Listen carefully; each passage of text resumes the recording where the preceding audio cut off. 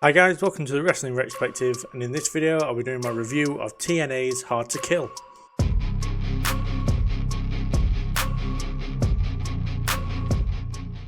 The first match of the main card was the Knockouts Ultimate X match. The winner of the match was Giselle Shaw. She defeated Tasha Steelz, Alicia Edwards, Zaya Brookside, Danny Luna and Jody Threat to become the new #1 contender to the Knockouts World Championship. I thought this was a great way to start the show and kind of was a prelude to the event that was coming up. It was a really fun match to watch. In my opinion, Luna, Threat and Brookside had very good showings during this match, not only from like a tactical point of view for Ultimate X, but just like show of strength, show of athleticism overall. Jody Threat showing that she's an absolute lunatic. And yeah, all three of them got a really good showing and had like a moment in the spotlight where they could show themselves off. I said like most Ultimate X matches are very fun and very enjoyable. I think it's very difficult to have a bad Ultimate X match, though I'm sure there is one or two in history.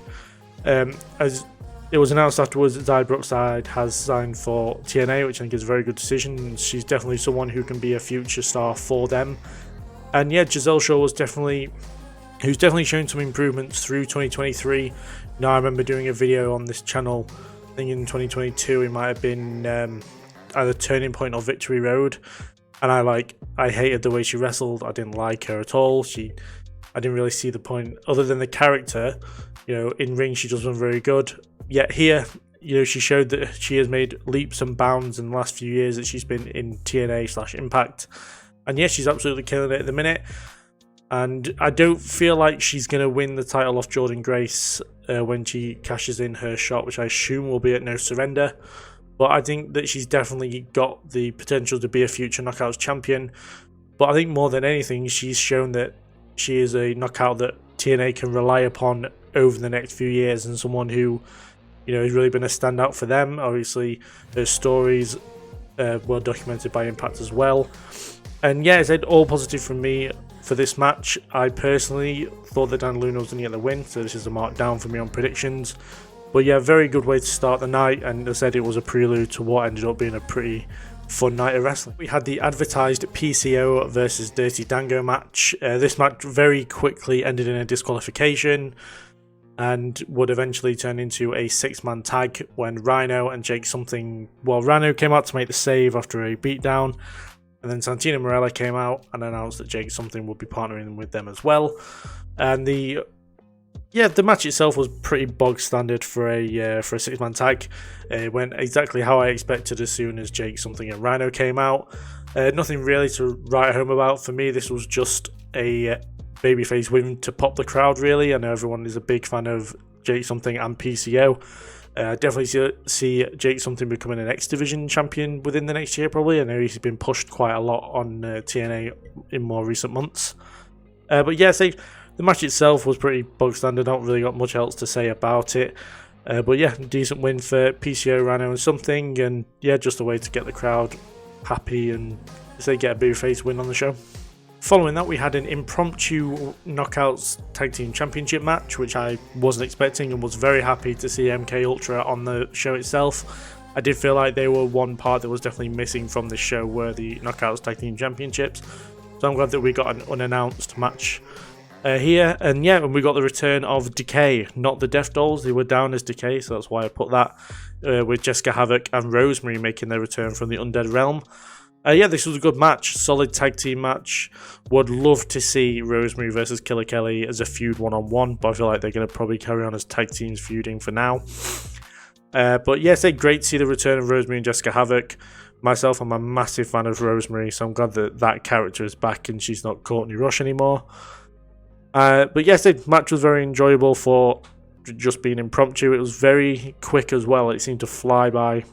I'm not sure what exactly the match timings were, but it was good for what it was. Decay being champions is always good in my opinion, especially in the Knockouts tag division. And yeah, for me it was positives all around in a match that I didn't even know I was going to get. So yeah, all happy for me. Following that, we had Chris Sabin successfully defending the X Division Championship against Kushida and Vikingo. This was a brilliant match, very fast-paced, straight from the beginning. Kind of the way the X Division kind of is and the way they should be. I said X Division is probably one of the most standout things from TNA/Impact. So yeah, definitely 3 people who fit the kind of the definition of X Division in my opinion, and put on just a really, really quick-paced, action-packed match. Probably one of the better matches of the night in my opinion. Not match of the night, but definitely up there with the better ones. Definitely go check it out if you can. It is really good. Vikingo is absolutely fantastic, and I love seeing him whenever he shows up on either Impact or AEW. But yeah, I said, for me, I'm unsure now what Chris Sabin does with the X Division Championship. He seems to have gone through most of the division, if there even is a division for the X Division. But yeah, I don't know. It's kind of, for me, I can see them pushing Jake something towards the championship and then maybe cashing in option C. I'm surprised Chris Sabin's, I mean, he's had it for quite a long time at this point, though he had the little blip with Leo Rush, that he maybe uses option C as well, and maybe tries to get the world title back into the Motor City Machine Guns. But I'd say either way, this was very much an enjoyable match. I'd say one of the better ones of the night, but Chris Sabin is still the X Division champion. Next up, we had the Battle of the Alexanders, where Josh Alexander took on Alex Hammerstone and got the win as well. This was a fantastic match. This is the first time I've seen Alex Hammerstone in action, and man, he's very, very good. And TNA definitely need to get him signed if he hasn't signed with anybody else already by this point, or is talking with anybody else. They need to lock him down. He is absolutely fantastic. I feel like he'd be a definite fit into their division quite well. Can definitely see him becoming a future world champion. And yeah, I feel like I feel like in WWE they probably try and repackage him, which is always a risk, especially when people come into WWE. And as for AEW, I worry that he will get lost in the shuffle. To be fair, I don't think they'd see quite, like, seeing who the ex-world champions have been. I don't think they'd actually use him quite well. Someone quite the size and build of him. You know, you look at people like Brian Cage and Wardlow and Powerhouse Hobbs, and they just don't get pushed the way they should do. So I worry that if he went to AEW, that would be the same with him. Whereas Impact, oh my god, TNA, I think would use him really well. You know, having his first match be against such a talent as Josh Alexander is, someone on the company is sees as highly regarded. It's definitely a great match to have, you know, as your first one in a company. And yeah, I said TNA definitely need to get him signed if he hasn't already or is considering it. The match itself was fantastic. Both showed great qualities of technical wrestling, but also powerhouse wrestling as well. Definitely by this point the best match, but in my opinion it was match of the night. And yeah, I'd say it's also a huge win for Josh Alexander after the defeat at Bound for Glory to Alex Shelley for the world title. I'm hoping that maybe the Walking Weapon puts himself back on the top of the mountain this year. I think revisiting the feud with Moose would be quite a good idea. They had some really cool matches back in 2022/2023. And yeah, I can't see Josh Alexander not being in the main event scene kind of thing and having just, like, killer matches. Obviously at the tapings he had a rematch against Ospreay, which I'm very much looking forward to whenever it comes out. And hopefully they do like a few tapings and we maybe get Alexander on Okada, because that'll be awesome as well. But yeah, so for me, match of the night 100%. And yeah, hopefully this is the start of a resurgence back to the championship for Josh Alexander. Next up, we had ABC successfully retain the World Tag Team Championships against the Grizzled Young Vets, Laredo Kid and Mike Bailey and the Rascals.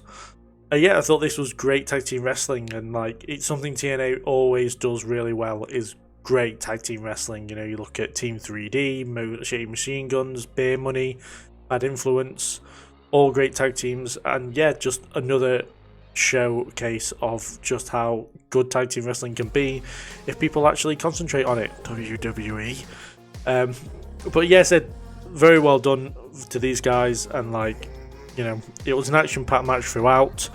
For me, the right team won. I feel like ABC are definitely going to be a future tag team that will go down in history in the same annals of Team 3D, Motor City Machine Guns, Beer Money, because they're a team that they seem to rely on a lot. They're great champions. They have the name of the Bullet Club behind them, which is, you know, a big deal in wrestling, even if it's not the faction it quite used to be.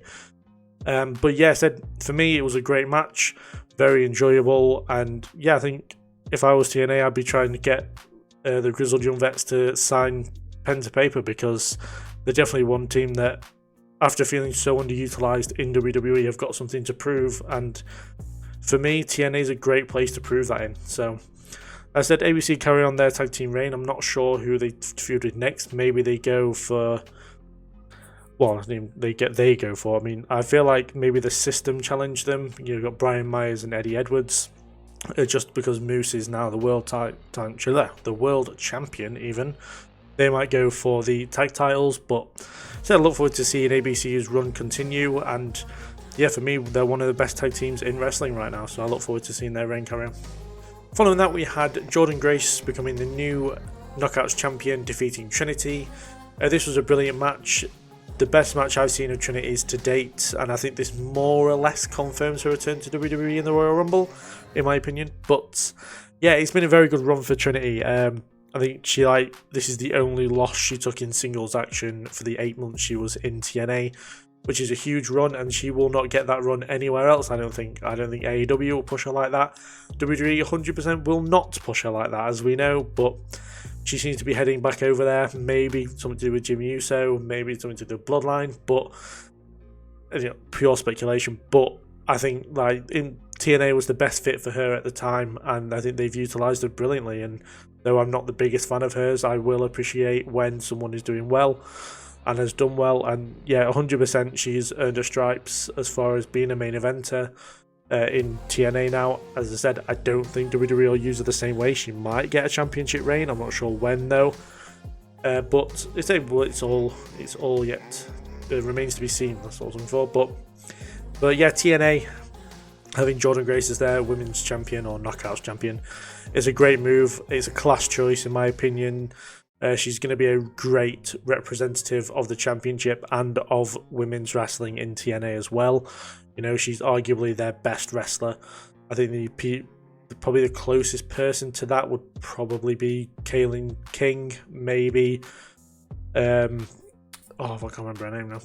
My mind's gone blank about names now. But anyway, yeah, arguably one of the best in their division. She'd fit right in anywhere, and I'm glad that TNA have such a good stock in her, especially as they nearly lost her only a few months ago. But having her back and having her be head of the women's division going into this new era, as I said, is an absolutely class choice, and a choice that I think is the best for the company, and they clearly see that as well. And yeah, I'm very much looking forward to see how her title reign plays out. I can't see her losing the title anytime soon, as we know Giselle Shaw is the number one contender. But yeah, and we also have the Dana Brooke. I can't remember what she's called now. It's like Ash the Elegant or something. I can't see her winning either. I will never not see Dana Brooke and not view her as a jobber. But hopefully they change my mind with her like they've done Trinity. But it's a great match. One of the best of the night. And yeah, fully deserving of the championship is Jordynne Grace. And finally, in the main event, we had Moose defeat Alex Shelley to become the new TNA World Heavyweight Champion. This was a great match. Not as quick-paced and hard-hitting as I expected, to be fair. This was way more technical. They concentrated on injuries, especially Alex Shelley to Moose's injured arm. But it was a pleasant surprise, in my opinion, and it was definitely one of the better matches of the show.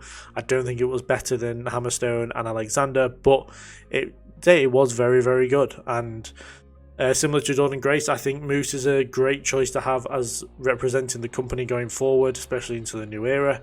No offense to Alex Shelley, but I can't not view him as a tag team guy, even though he's like the third longest TNA World Champion in history. I never got over that fact. I think whenever I've done predictions for these pay-per-views, I've always predicted him to lose. I kind of saw this as a Kofi Kingston / Daniel Bryan moment.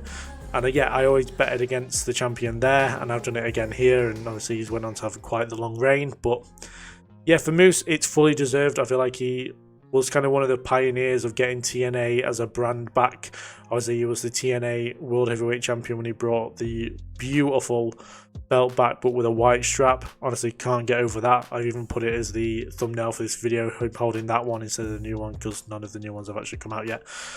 But I digress. But yeah, I think as a leader of a group as well, they've now got the system, which is Moose, Eddie Edwards, Alicia Edwards, and Brian Myers. I think they might add a couple more members to this group, but I feel like it's a really cool way to go into the new era of TNA, having a nice heel group that they can build a babyface upon to take down. Sorry, you know, your Josh Alexanders, your Mike Baileys, your maybe even Jonathan Gresham. I know that he's very underutilized, pretty much wherever he goes nowadays. But yeah, I said absolutely great match overall, very enjoyable. I like the finish, how you thought Shelley was going to get it, and then out of nowhere he hit a spear and got the win, showing that, you know, they also view him as like one finisher and done, which is something WWE do not do anymore, which is very good from TNA. And yes, I very much look forward to see where Moose goes with the World Championship. He's clearly going to face a debuting Nick Nemeth at some point.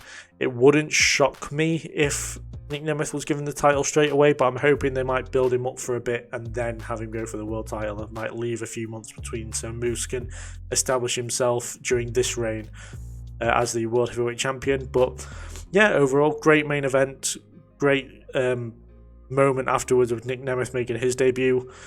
And yeah, just a great way to finish out a great show. So there was my thoughts and opinions of the matches of the first TNA pay-per-view of the year and of this new era. But yeah, the overall, the show was absolutely fantastic. I thought if this was an indication of what's going to come from TNA this year and just in the coming future overall, yeah, this is a really good way to start. You know, we had a fair few new champions, but also some retaining as well. I thought at one point that we're just going to have new champions across the whole board. A very good impromptu match with the Knockouts Tag Team Championships. And yeah, just an overall very enjoyable night. We had the returns of Decay and Rhino, which was really good to see. And we also had the debuts of Nick Nemeth and Ash the Elegant, or well, Dana Brooke pretty much.